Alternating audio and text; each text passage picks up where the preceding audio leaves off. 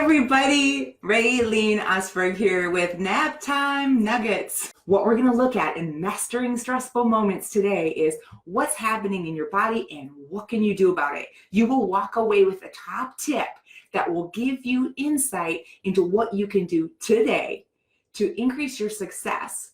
And when you increase your success in stressful moments, you also set children on the trajectory for success themselves. I will never forget. I am in teaching parent education classes. I have about 120 parents a week coming to me like, I know what I'm talking about. I'm getting my master's degree in family education and I have a 2 and a 6-year-old and I'm thinking I got a lot of tools in my toolbox, a lot of support. I'm hearing ideas every single week from the great parents in my classes. And I'm feeling pretty confident, but I'm at the grocery store with my 2-year-old and she wants a cookie. And I told her, no, I don't buy the cookies for them or candy in the grocery store. Never, not ever. Because I know that if I do that, that over time they will stop asking because they'll know they're never getting a cookie. So on this particular day, she vehemently felt like, I have to have a cookie. I want a cookie. Every strategy I tried did not work. She is screaming. She is yelling. There is snot flying. I'm like, oh my gosh, what am I going to do? So finally I decided I have to leave the store. So I leave the cart at the store. I let the lady at the cash register know, I'm sorry, I have to leave. She can see I have a screaming 2-year-old. We go outside. I try and label her feelings. I try and stay calm. I can feel myself getting more tense. I put her in the car. I say, I just try to work with her. Like, I know you're disappointed. I know you wanted that cookie. I'm so sorry. Yes, I know. Now we're going home. I'm really trying. And she's screaming and she's kicking and she's fighting. Finally, I was fed up. I get out of the car, shut the door, and I stand outside of the car. And then she starts screaming and throwing stuff around inside the car. I can't let her destroy my car. I have had enough. I go in there, I grab her, I take her out of the car, I set her in the parking lot, I get back in the car and I shut the door. Yep, I did it. Now, those of you in childcare and teachers, you're probably shuddering right now. But maybe all of you have had a moment where you crossed a line, where you felt like you were so stressed, you were so upset with your child, you acted in a way that you were not proud of. And that was me on this day. I remember just being in tears, not knowing what I could have done different. Now I know in order to master those moments, there's going to be a couple critical pieces. One is a little bit of information that helped me understand what was happening in me. The second thing is to know, okay, so that's what's happening, but what can I do about it? And you're going to have this to bring with you. So hopefully you can avoid those moments like what I had. The reality is stress accumulates. So little things end up adding up to big things. Have you guys ever had a moment where you had a really super big reaction to a small thing? And you think, why did I do that? I love Dan Siegel's hand model of the brain. I'm going to link to this in the comments after the show. But basically, he talks about this idea that here's your brain stem. So how our brain works is we have the reptilian part of our brain, which is like the eat or be eaten part. Very reactive. This is the thing that you would just have reactions that you'd be really embarrassed about. Then you have the emotional part of your brain. This is the part of your brain that remembers who you love and why.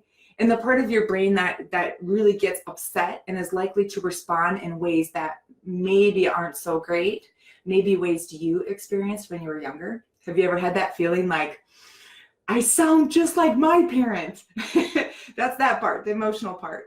And then over it, we've developed the thinking part, the cortex. We're humans. We have this planning, problem-solving part here that helps us moderate our reactions a little bit. That's why I don't scream every single day at my kids, right? Most of the time, I'm able to keep it in. I'm able to keep that thinking part engaged. So what happens is as stress builds up, you can feel it. You can feel it inside of your body getting more and more tense. And if you don't do something to bring it back down, you do what he calls flip your lid. That's what I did that day. I flipped my lid. Can you guys relate? Have you ever flipped your lid? What is that hot button that pushes you over the top? It might be whining. It might be screaming like it was for me. It might be hitting, something like that. So you have things that kind of put you over the top. So that is that flip your lid idea. So what happens is it's literally the stress in your body gets too big to handle. So what can you do about it? There's a couple different things. So the first thing, let me ask you, when you're in that moment where you're going to lose it, what do? What helps you calm down? Now, some people will say, oh, I have a drink. Okay, you're not going to do that in childcare. You're not going to do that when you're taking care of your young kids in the middle of the day.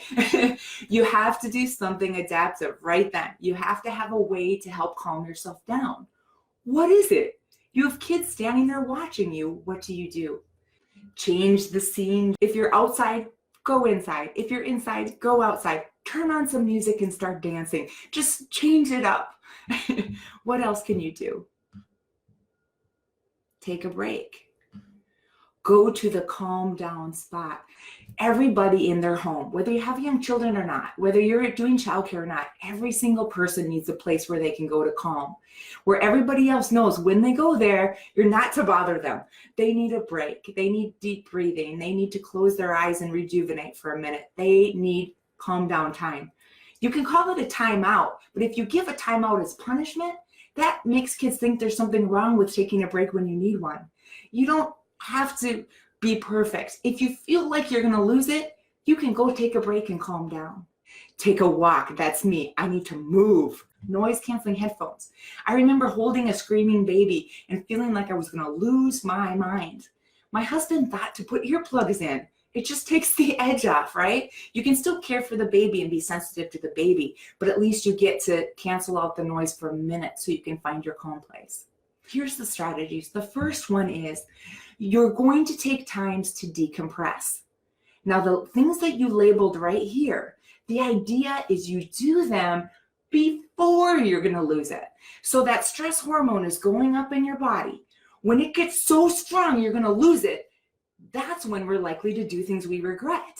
So the trick is to catch it when it's rising, to notice in your body when that tension is starting to really get you agitated, anxious, upset, your breathing gets up in your chest and you're just starting to get like, any more, and you don't feel like you can handle it.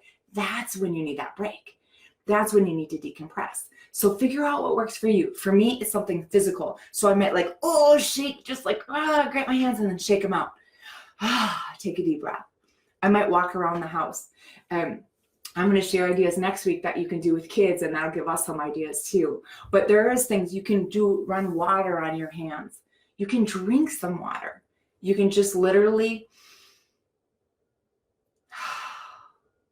breathe. By the time you've taken 4 breaths, you will do better. So take time to decompress. That's stress tip number 1.